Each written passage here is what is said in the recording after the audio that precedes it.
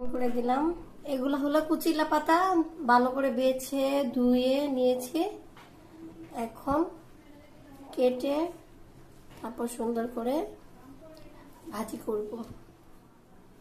কুচিলা পাতা সুন্দর করে কেটে নিয়ে আসলাম। এখন এটা ভাজি করে নেব। চুলা অন করে দেব। বেশি কিছু দেব না, দেব শুধু পেঁয়াজ।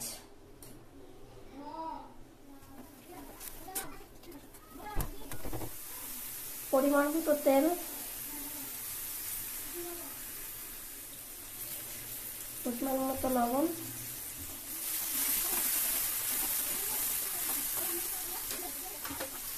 দিয়ে দেব শাকগুলা।